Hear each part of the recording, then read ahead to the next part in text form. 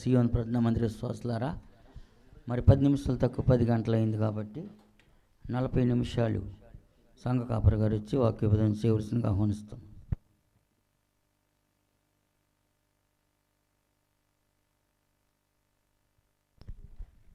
దేవుని నామానికి మహిమ కలుగును గాక. కుడి వచ్చిన సియోను ప్రార్థన మందిర ప్రియబిడ్డలందరికీ, అలాగే సియోను ప్రార్థన మందిర వ్యవస్థాపకులు గురువు గారికి, నా తోటి దేవజనులైన మామయ్య ఆంధ్రయ్య గారికి, అలాగే లైవ్లో చూస్తున్న ప్రియబిడ్డలందరికీ పేరు పేరున హృదయపూర్వకమైన వందనాలండి. క్రైస్తవ జీవితం ఈ లోకంలో పోరాటము కలిగిందని యేసుక్రీస్తు ప్రభు క్రైస్తవులమైన మనల్ని ఈ యొక్క లోకంలోనికి పంపిస్తున్నప్పుడు దేవుడు తన శిష్యులకు చెప్పిన మాటలు, మరి జీవిస్తున్న ఈ జీవిత కాలంలో 60, 70, 80, 100 ఈ 100 సంవత్సరాల జీవిత కాలాన్ని ఈ యొక్క లోకంలో మనం బ్రతుకుతున్నప్పుడు మనం ఏ విధంగా బ్రతకాలి, ఇతరులు చెబుతున్న అనేకమైన మరి ప్రశ్నలకి ఏ విధంగా సమాధానాలు చెప్పాలని దేవుడు మనకందరికీ ముందుగానే బైబిల్ గ్రంథంలో రాయించి భద్రపరిచి దేవుడు నన్ను సిద్ధపరుస్తూ ఉన్నాడు ప్రతి విషయాన్ని కొరకై. అంత మాత్రమే కాదు, ఈ యొక్క లోకంలో మనం ఉన్నప్పుడు దేవుడు అంటున్నాడు, పరలోక రాజ్యంలో మనం ప్రవేశించడానికి ఇరుకు ద్వారమున ప్రవేశింప పోరాడుడి అంటున్నాడు. అంటే ఈ లోకం అనేది విశాలమైన మార్గాన్ని చూపిస్తూ ఉంది. అనేకమైన ఆప్షన్స్ ఉన్నాయి మనకు లోకంలో బ్రతకడానికి, ఏ విధంగానైనా బ్రతకొచ్చు. ఈ లోకంలో అనేకమైన మతాలు ఉన్నాయి. ఆ మతాల్లో మనం ఒకవేళ పరిశీలిస్తే అందులోకి వెళ్ళి ఏ విధంగా బ్రతికినా కూడా పెద్ద లిమిటేషన్స్ ఏమీ ఉండవు. కానీ యేసుక్రీస్తు ప్రభువును చూస్తూ, యేసుక్రీస్తు ప్రభువును నమ్ముకొని, యేసుక్రీస్తు కొరకు మనం బ్రతకాలనుకున్నప్పుడు మన చేతుల్లోనికి బైబిల్ గ్రంథం వస్తుంది. ఈ బైబిల్ గ్రంథము సమస్త ప్రపంచం నుంచి మనల్ని ప్రత్యేకపరుస్తుంది, ప్రత్యేకంగా చూపిస్తుంది. జీవన విధానము ఈ లోకానికంటే భిన్నంగా చూపిస్తుంది. ఎందుకంటే ఈ యొక్క లోకంలో ఏం చేసినా చిన్న చిన్న శిక్షలతో మనము బయటపడొచ్చాము. కానీ ఈ యొక్క లోకంలో మనం బ్రతుకుతున్నప్పుడు ఒకవేళ పొరపాటున బైబిలుకు అనుకూలంగా, బైబిల్ చెప్పిన దానికి మరి విరుద్ధంగా మనం బ్రతికినట్లయితే ఒకవేళ ఈ లోకంలో ఏదోలా జీవించి వెళ్ళిపోతామేమో. కానీ ఈ జీవితాన్ని విడిచిపెట్టిన తర్వాత, ఈ లోకయాత్రను ముగించిన తర్వాత మన పరిస్థితి ఏంటి అని అంటే సమాధానము లేదు. బైబిల్ చెబుతుంది, నీకు ఇష్టం వచ్చినట్టుగా బ్రతికావు గనక నువ్వు ఈ భూమి మీద ఉన్నప్పుడు నీకు ఇష్టం వచ్చినట్టుగా బ్రతికావు. ధనవంతునితో చెబుతున్న మాట, నీకు ఇష్టం వచ్చినట్టుగా నువ్వు బ్రతికావు కనుక నువ్వైతే ఇక్కడ శ్రమలు అనుభవిస్తున్నావు, అగ్నిగుండంలోనికి వచ్చావు, పాతాళంలోనికి వచ్చావు. లాజర్ అయితే ఈ లోకంలో ఉన్నప్పుడు శ్రమలు అనుభవించాడు. అంటే ఒక ఇద్దరు భక్తులను మన ముందర చూపించు, ఇద్దరు వ్యక్తులను మన ముందర చూపిస్తూ దేవుని కోసం బ్రతికిన లాజర్కి నెమ్మది దొరికింది. ఈ లోకంలో తన ఇష్టానుసారంగా బ్రతికిన ధనవంతుడికి ఇదిగో చనిపోయిన తర్వాత పాతాళానికి వెళ్ళి బాధపడుతున్నాడు. అంటే లోకంలో ఉన్న మనకి క్లియర్గా చూపిస్తున్నాడు దేవుడు, ఈ లోకంలో 2 దారులు ఉన్నాయి. ఒకటి, ఇదిగో నేను నడిచిన మార్గము, నేను సిద్ధపరిచి ఇదిగో మీకోసం మీ ముందుంచి వెళ్ళిన ఇదిగో నా మార్గము. ఇంకొకటి అపవాది చూపిస్తున్న మార్గము. ఒకటి పరలోకానికి వెళ్ళేది, ఒకటి నరకానికి వెళ్ళేది. ఒకటి నీ ఇష్టానుసారంగా జీవించేది, ఒకటి ఇదిగో నాకు ఇష్టానుసారంగా జీవించేది. క్రైస్తవులంగా మనం బ్రతుకుతున్నప్పుడు మనకు తెలుసు, మనందరికీ తెలుసు, మనందరి ఒకప్పుడైతే హైందవ కుటుంబాలు మన అంటే అమ్మాయి కాకపోవచ్చు, కానీ మా నాన్న వాళ్ళవి, మా తాతలవి కదండి, మన తాత ముత్తాతలవి ఖచ్చితంగా హైందవ కుటుంబాలు. ఒకప్పుడైతే మనము విగ్రహారాధన చేసిన వాళ్ళము, ఇష్టానుసారంగా జీవించిన వారము. జీవించినప్పుడు యేసుక్రీస్తు ప్రభు మాటలు ఎవరో వచ్చారు, ఎవరో చెప్పారు, ఇది బాగుంది కదా, ఈ లోకంలో మనం జీవిస్తున్నంత కాలం ఇది విగ్రహాలు కదా మనం మొక్కేది, బొమ్మలు కదా మనం మొక్కుతున్నాము, ఈ బొమ్మల్లో జీవం లేదు కదా. కీర్తన గ్రంథంలో కీర్తనకారుడు రాస్తాడు, నేను చెప్పేది చాలా జాగ్రత్తగా మీరు ఆలోచించాలి. ఇండియా దేశంలో ఉన్న ఏ విగ్రహాన్ని గురించి నేను మాట్లాడట్లేదు. ఐగుప్తు దేశంలో ఇజ్రాయెల్ జనాంగం జీవిస్తున్నప్పుడు ఈ ఐగుప్తు జనాంగంతో పాటు ఇజ్రాయెల్ అక్కడ పెరుగుతూ ఉన్నప్పుడు ఆ ఐగుప్తు దేశంలో ఆ ఐగుప్తు జనాంగం మొక్కుతున్న ఆ బొమ్మలకి ఇజ్రాయెల్ జనాంగం కూడా మొక్కడం ప్రారంభించారు. ఈజిప్ట్ దేశానికి నేను వెళ్ళినప్పుడు ఆ నైలు నదిలో ప్రయాణం చేస్తున్నప్పుడు అక్కడ వాళ్ళు మొక్కే దేవతలందరి విగ్రహాలు అక్కడ పెట్టారు. చూసి ఆశ్చర్యపోయాను, ఎందుకంటే మన భారతదేశంలో ఉన్న విగ్రహాలన్నీ అక్కడ ఉన్నాయి. అంటే ఇండియాలో ఉన్నవి అక్కడికి వెళ్ళలేదు సుమా, నాగరికత ఇక్కడి నుంచి ఇదిగో అటు మన వైపుగా వెళ్ళింది. అంటే ఆ నైలు నదిలో ప్రయాణం చేస్తున్నప్పుడు కప్ప దేవుడే, కుక్క దేవుడే, పాము దేవుడే, ఏంటండి పంది దేవుడే, కనిపిస్తున్న ప్రతి ఒక్క జంతువు, ప్రతి ఒక్క జలచరాలు అయితేనేంటి, సముద్రము దేవుడే, సూర్యుడు దేవుడే, చంద్రుడు దేవుడే అని మొక్కే ఆ ఐగుప్తు ప్రజల మధ్యలో బ్రతికిన ఇజ్రాయెల్ జనాంగం మొక్కుతుంటే ఇదిగో ఆ ఇజ్రాయెల్ జనాంగాన్ని ప్రత్యేకపరుచుకున్నాడు కనుక దేవుడు వాటికి చెప్తున్నాడు, ఆయన వాటికి కన్నులుంటాయి కానీ చూడవు నానా, చెవులుంటాయి వినవు, నోరుండి మాట్లాడవు, చేతులుండి పని చేయవు. అవి వట్టి విగ్రహాలు. ఐగుప్తు దేశంలో ఉన్న విగ్రహాల గురించి ఇజ్రాయెల్ జనాంగానికి చెబుతున్న మాటలు ఇవి. మనము క్రైస్తవులోనికి రాకంటే ముందు కూడా మనము విగ్రహాలకి ఆరాధిస్తున్నప్పుడు, బొమ్మలకు మొక్కుతున్నప్పుడు ఇదిగో మనకు ఈ యొక్క మాటలు మనకు వినిపించినప్పుడు, అవును కదా, నోరు ఉంది కానీ మాట్లాడట్లేదు కదా, చెవులు ఉన్నాయి కానీ వినట్లేదు కదా, నా ప్రార్థన అవి ఆలకించట్లేదు కదా, నేను కోరుకున్నవి నాకు దక్కట్లేదు కదా, నేను చెప్పింది వీటికి వినిపించకపోతే నాకెవరు సహాయం చేస్తారు అనే ఆలోచన వచ్చి కదా మనం క్రీస్తులోనికి వచ్చాము. క్రీస్తులోనికి వస్తున్నప్పుడే మనకు తెలుసు మన బంధువులందరూ దూరమైపోతారు కదండి, మన బంధువులందరూ మనకు దూరమైపోతారు కదండి. ఏ రకంగా, ఏదైనా ఫంక్షన్లు అయితే మనం వెళితే వాళ్ళు చేసినవి మనం దూరంగా ఉంటాం, వాళ్ళు మొక్కేదానికి మనం మొక్కలేము, వాళ్ళు తినేదాన్ని మనం తినలేము. ఎందుకంటే దేవుడు ఏం చెప్తున్నాడు, విగ్రహములకు అర్పించింది మీరు తినొద్దు అని చెప్పాడు కనుక వాటికి మనం దూరంగా ఉంటాం. వాటిని ద్వేషించి కాదు మనం. ఎలాగా, దేవుడు మాకు ఈ విధంగా చెప్పాడండి, దయచేసి మేము దాన్ని ముట్టుకోము, దయచేసి మేము దాన్ని తినము అని చెప్తాం. అంటే ఒక మాటలో చెప్పాలంటే క్రీస్తులోనికి రావడం అంటేనే మనం ఏం చేస్తున్నామంటే మనల్ని మనము ప్రత్యేకపరుచుకుంటున్నాము, మనల్ని మనము అనేకమైన విషయాలను వదులుకోవడానికి, అనేకమైన వాటిని ఇదిగో మళ్ళీ వెనక్కి తిరిగి మేము చూడము అనే ఒక మంచి నిశ్చయతతో, నిర్ణయంతో మనం దేవుని యొక్క సన్నిధానానికి వస్తున్నాము, క్రీస్తులోనికి వచ్చి బాప్తిసం పొందుచున్నాము. అయితే మనం నమ్ముకున్న ఈ యేసుక్రీస్తు దేవుడే వస్తున్నప్పుడు ఏం జరుగుతుందో కూడా చెప్పాడండి మనకి.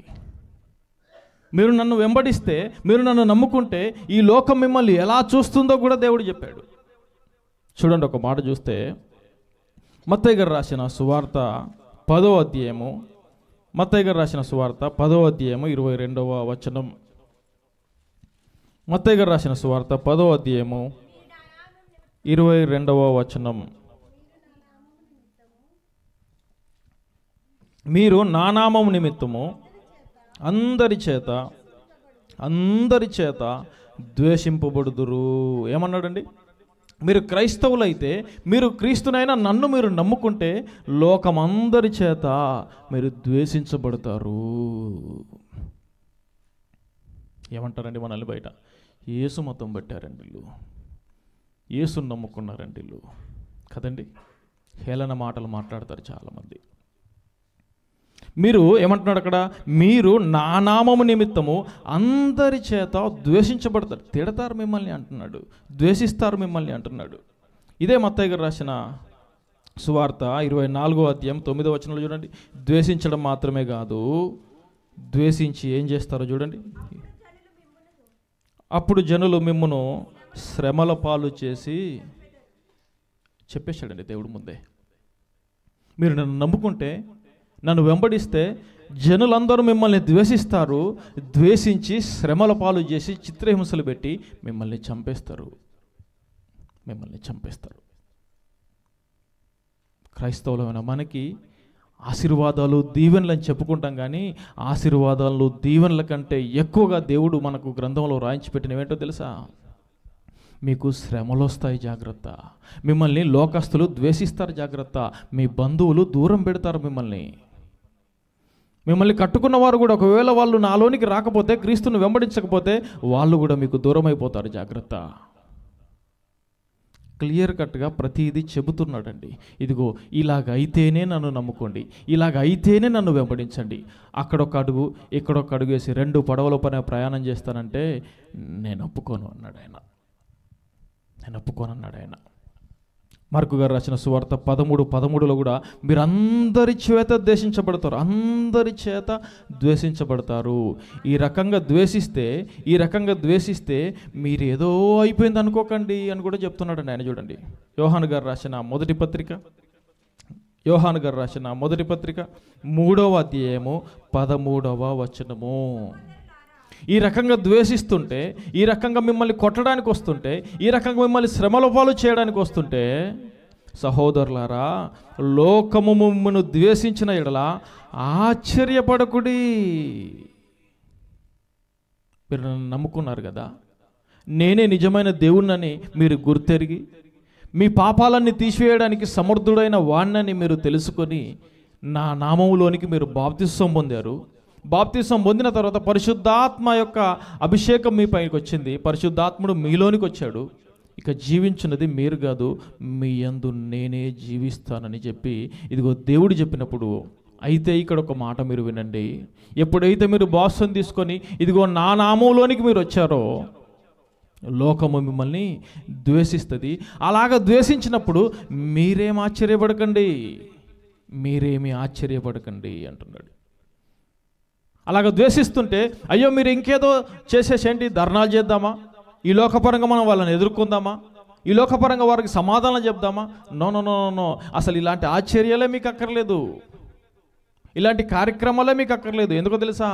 నేనే చెప్తున్నాను కదా, నన్ను వెంబడిస్తే లోకము చేత మీరు ద్వేషించబడతారు, లోకస్తుల చేత మీరు శ్రమల పాలు ఇదిగో చెందుతారు, శ్రమల పాలు అవుతారు, ఆ లోకస్తుల చేత మీరు చంపబడతారు.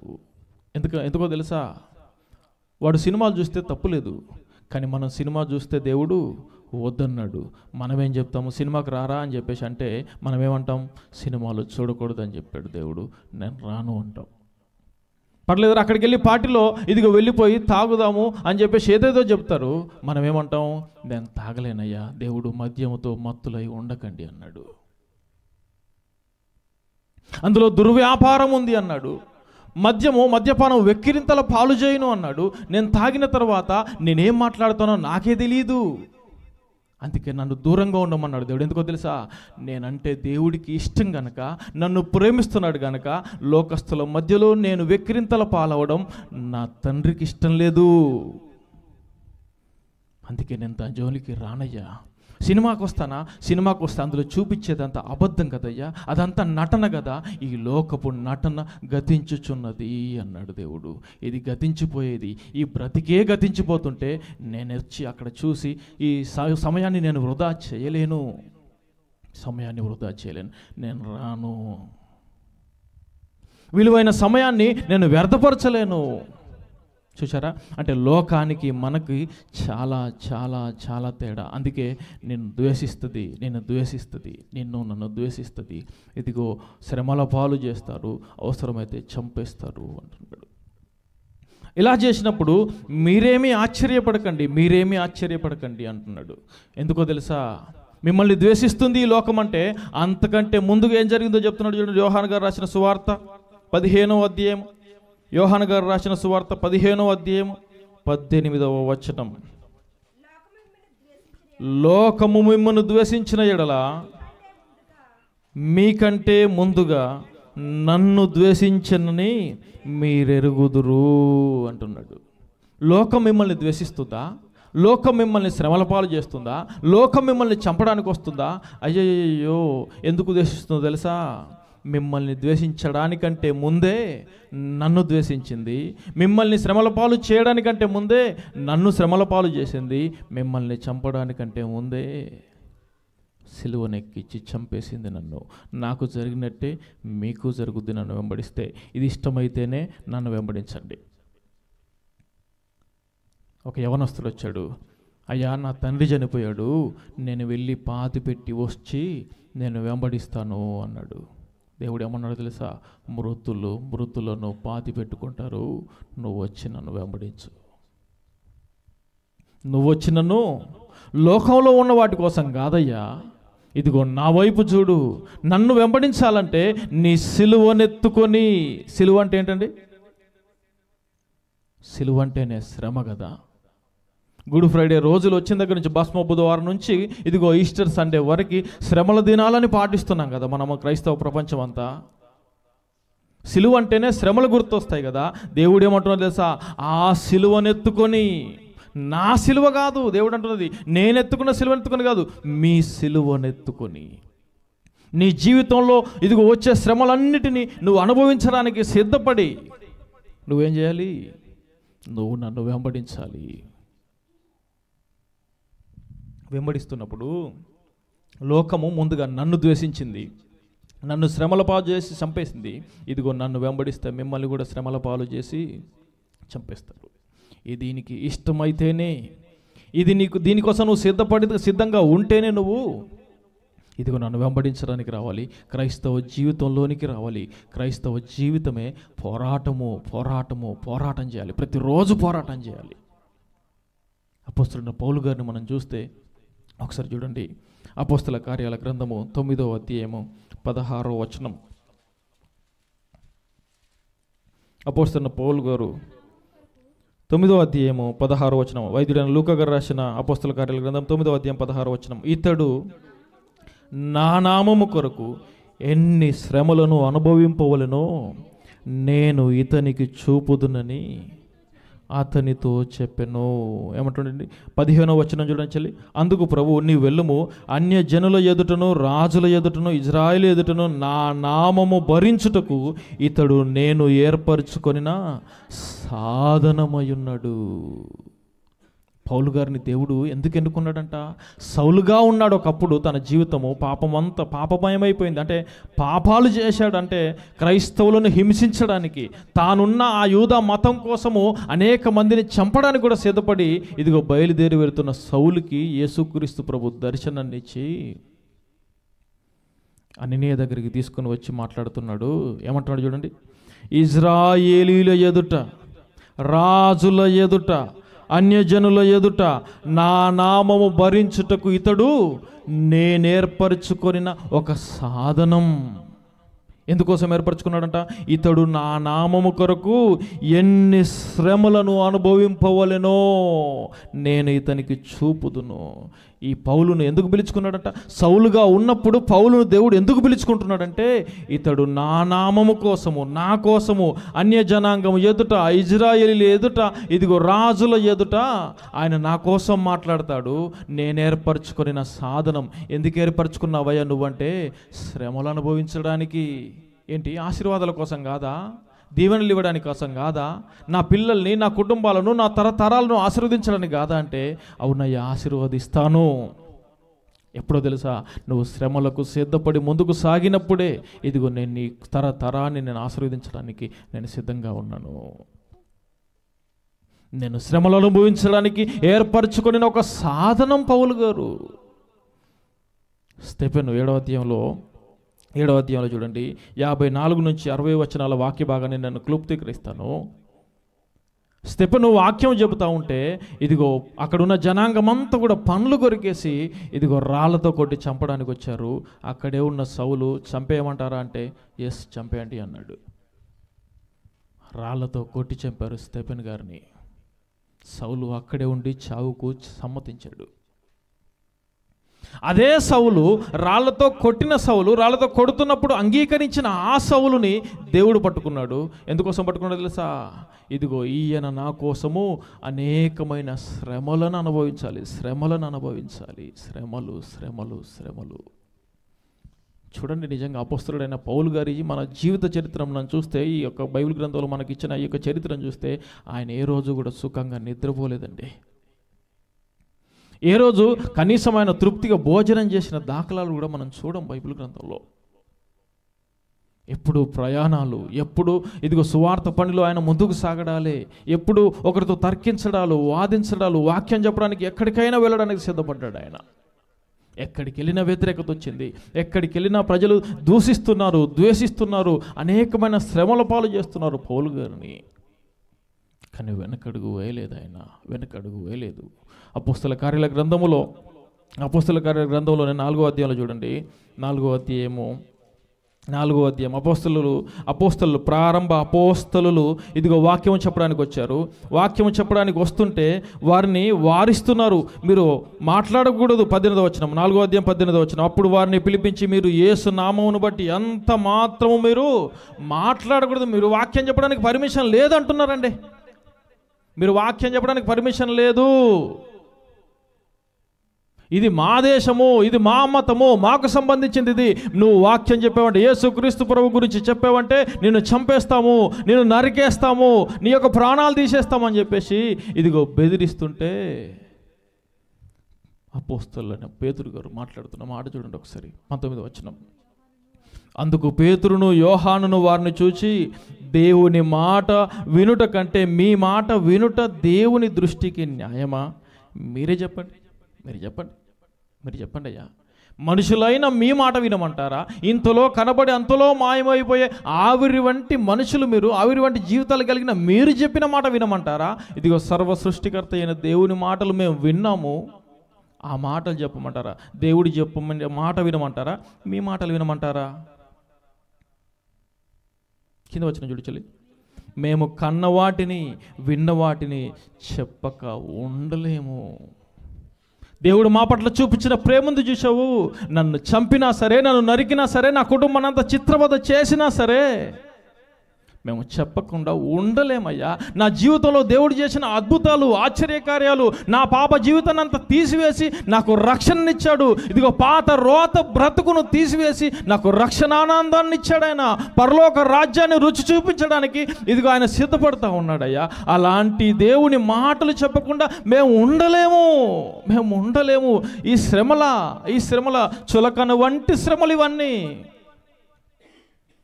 ఈ శ్రమల కోసం మేము భయపడట్లేదు, ఎవరో మాట్లాడుతున్నారని మేము బాధపడట్లేదు, ఎవరో ద్వేషిస్తున్నారని మేము నొచ్చుకోవట్లేదయ్యా. ఎందుకో తెలుసా? ఇవన్నీ వస్తాయని మాకు చెప్పాడు ఆయన ముందే. ఇవన్నీ వస్తాయని చెప్పాడు ఆయన.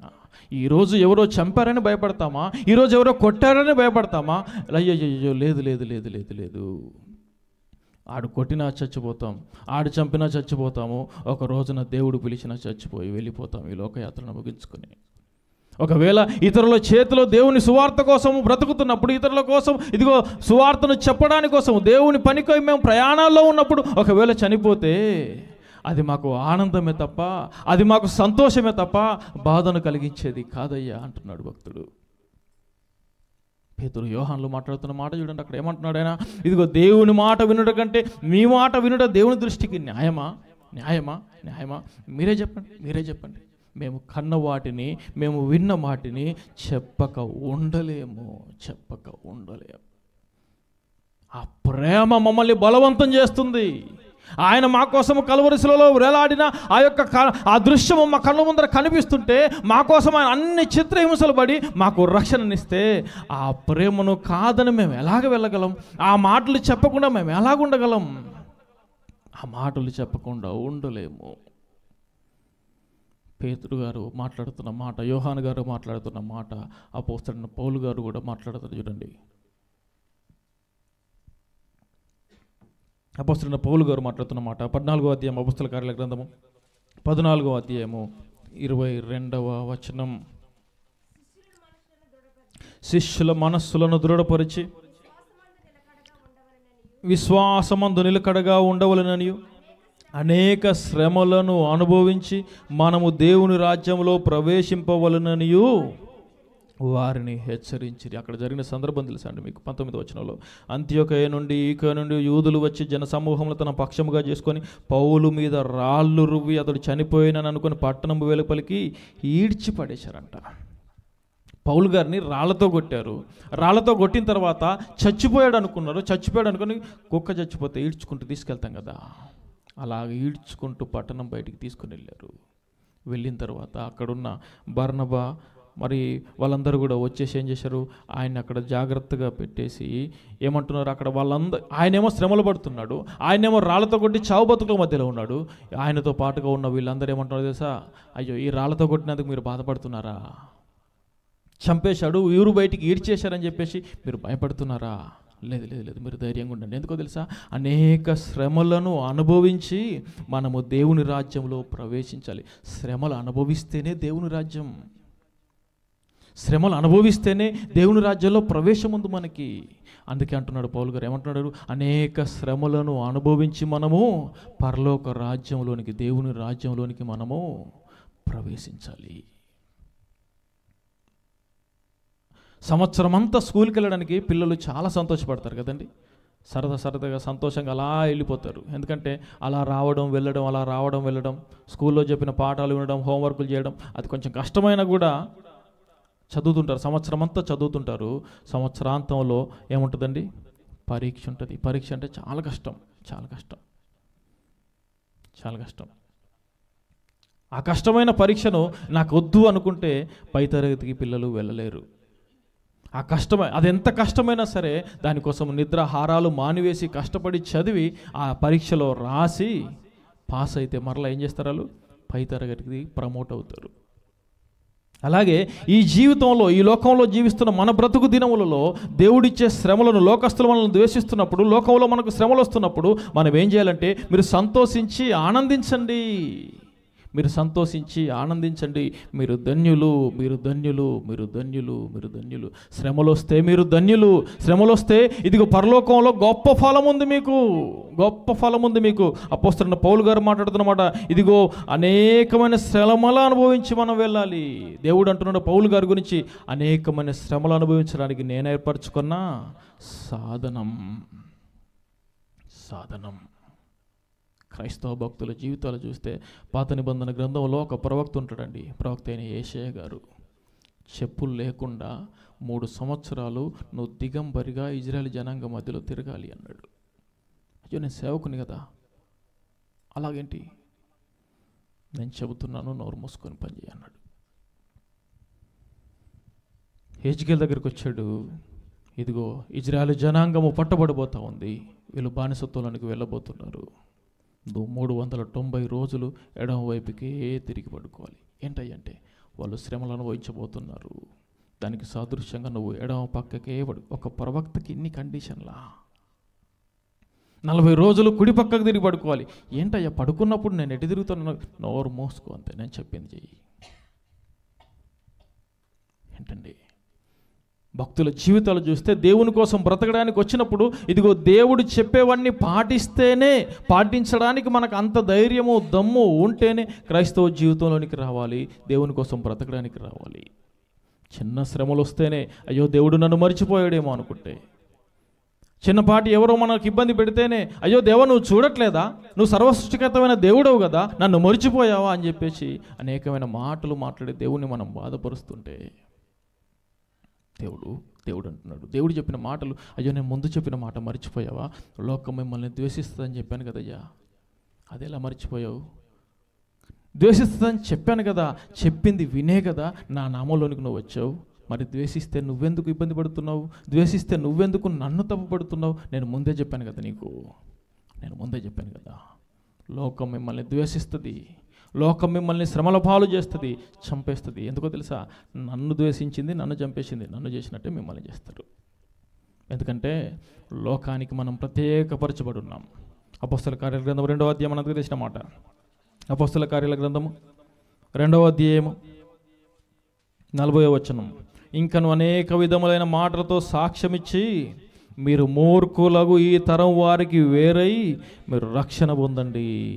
పేతురు గారు మాట్లాడుతున్న మాట. ఈ లోకమంతా ఏమంటున్నాడు?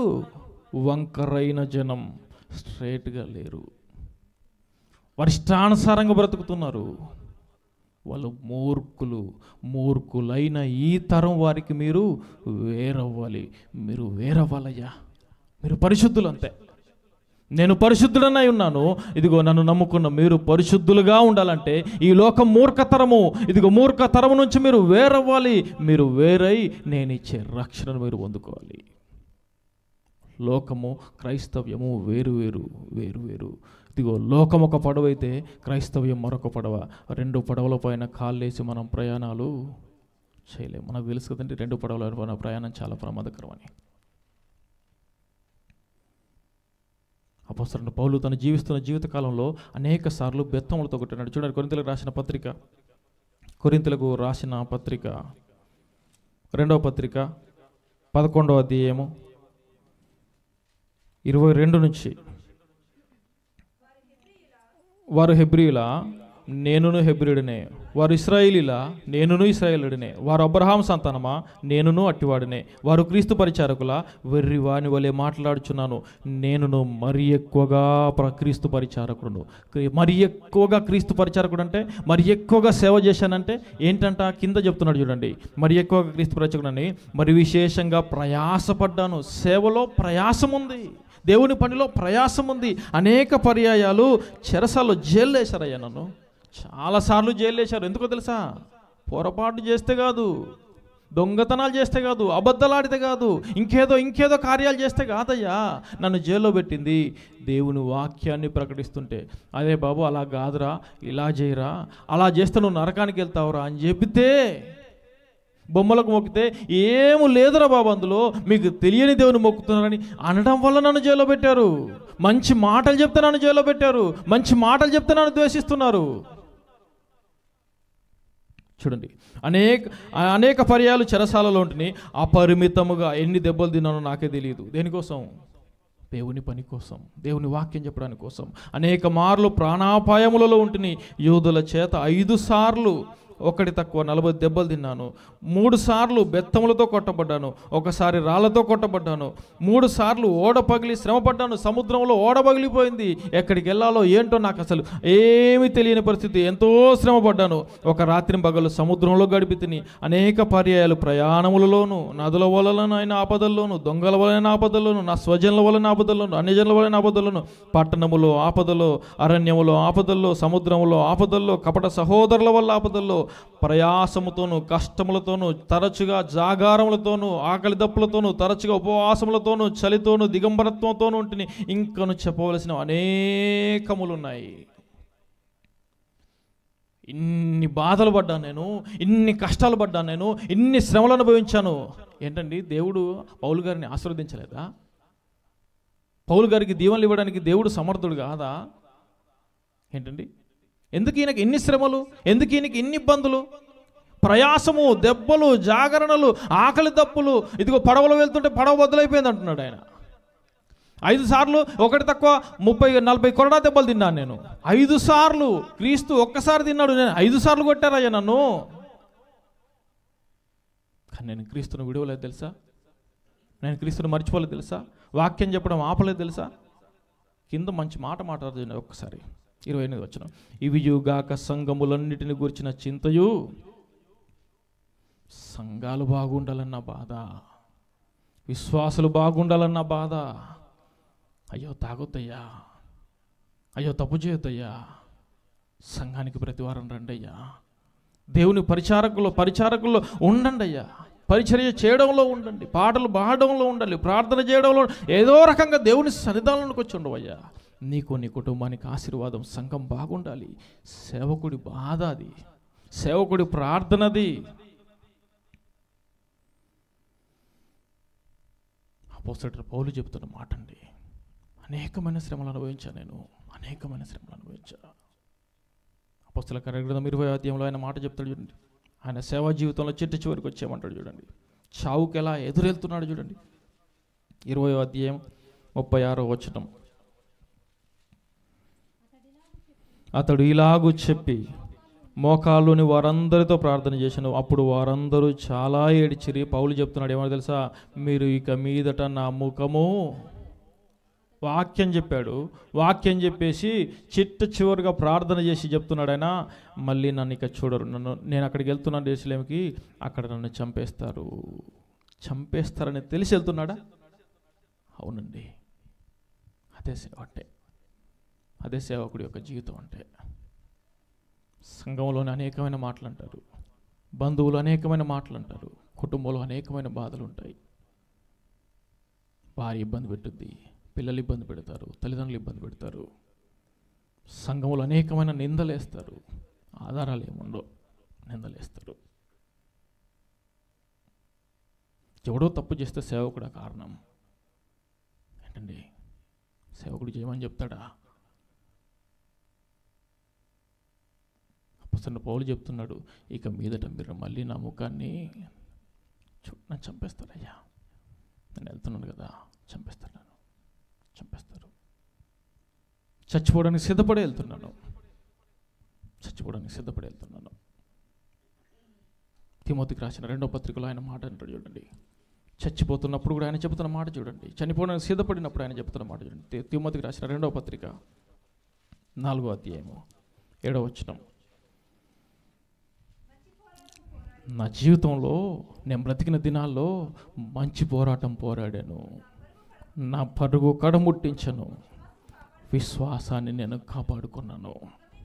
ఎవరెన్ని మాటలు అన్నా బదులు చెప్పలేదు నేను, ఎవరెన్ని తిట్టినా వారిని మరలా తిరిగి తిట్టలేదు నేను.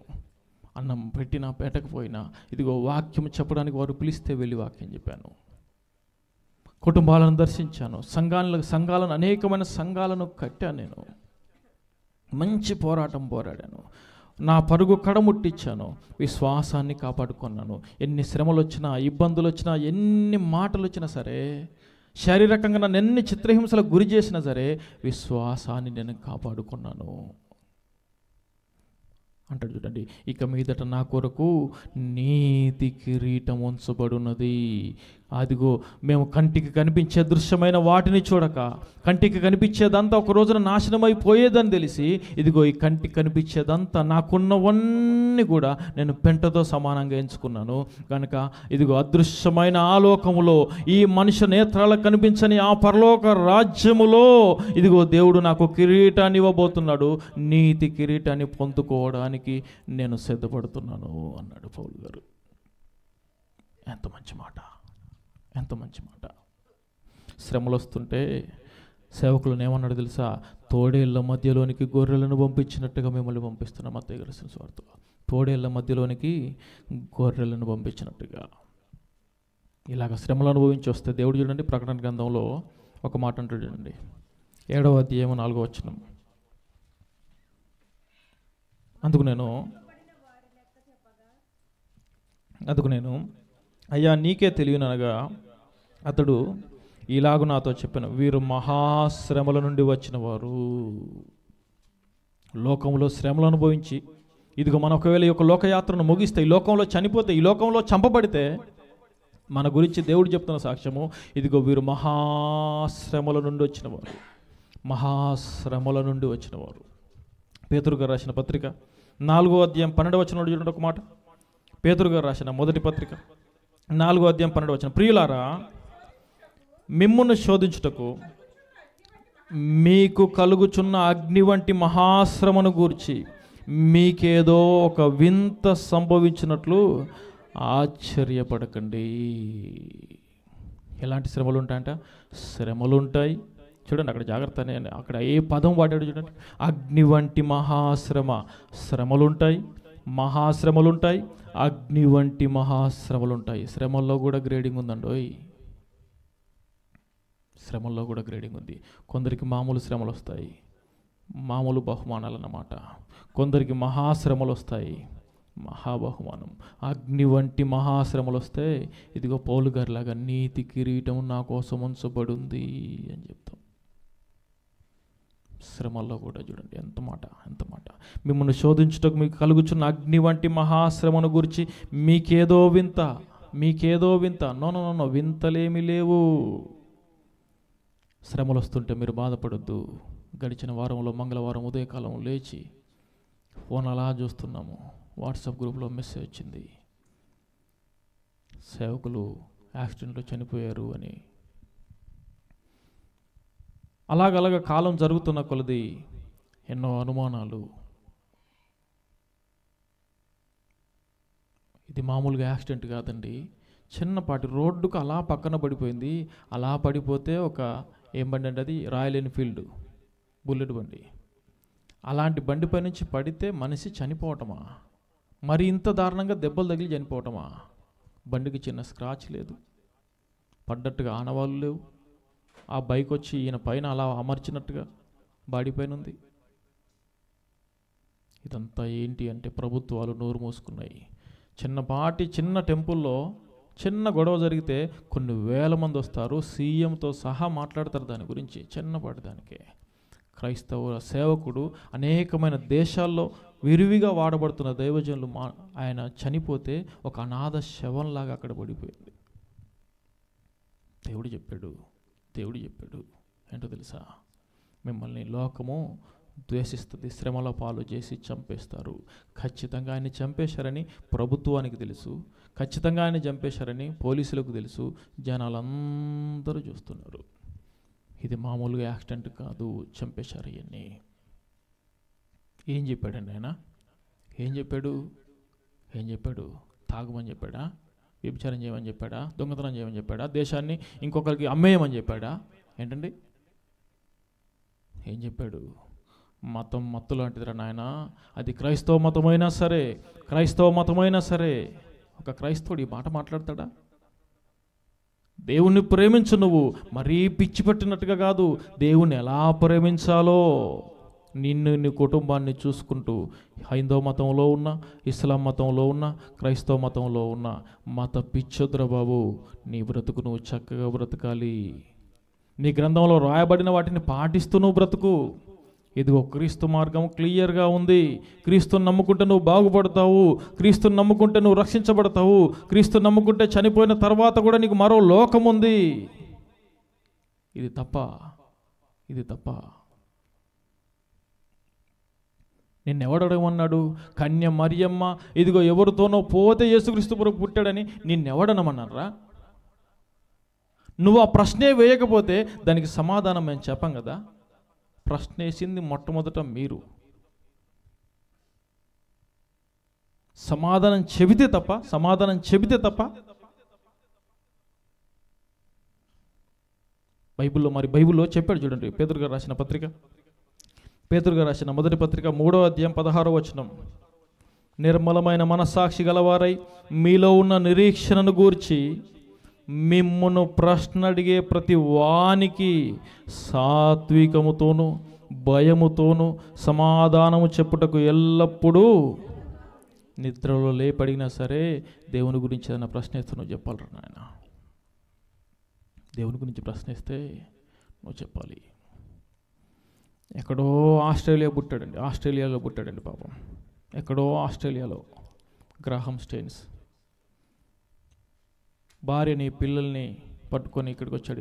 ఇక ఇండియా దేశానికి వచ్చాడు.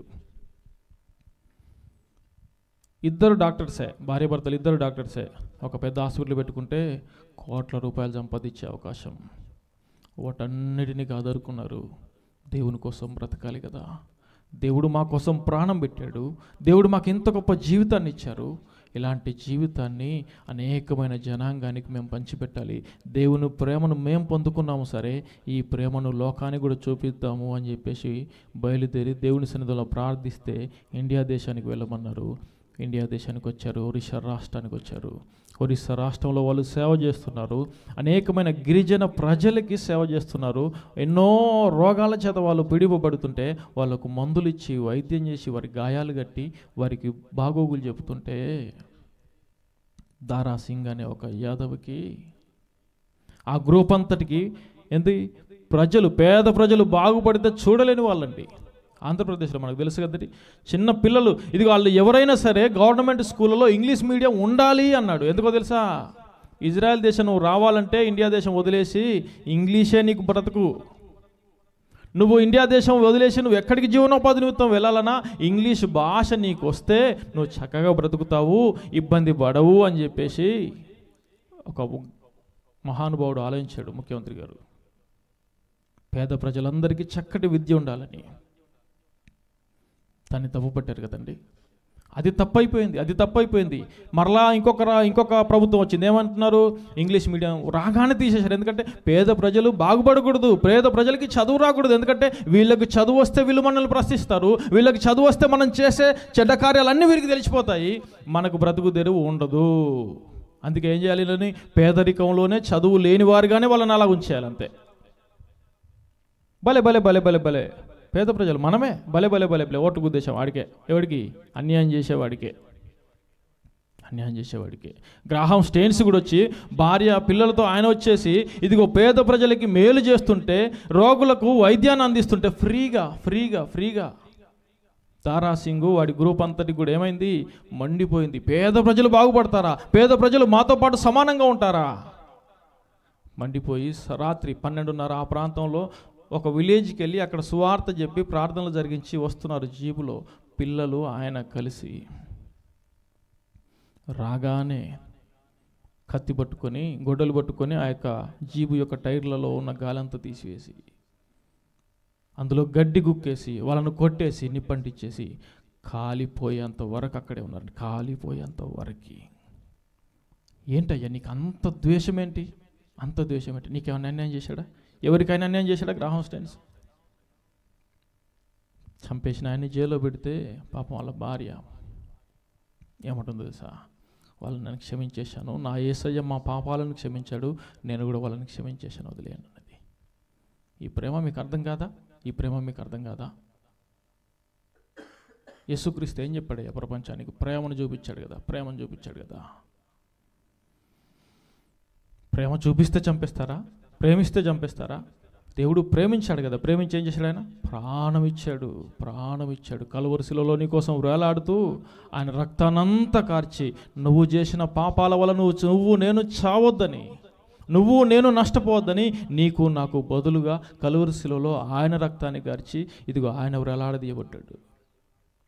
నువ్వు నేను చచ్చిపోతే నరకానికి వెళ్తామని, నువ్వు నేను చనిపోకంటే ముందే నీకు నాకు బదులుగా ఆయన చనిపోయి మరణాన్ని మరణం ద్వారా ఓడించి మరణపు ముళ్ళను విరిచేసి ఇదిగో తిరిగి లేచిన యేసుక్రీస్తు ప్రభువు మీ గురించి నా గురించి ఆలోచిస్తున్నాడు. ఆయన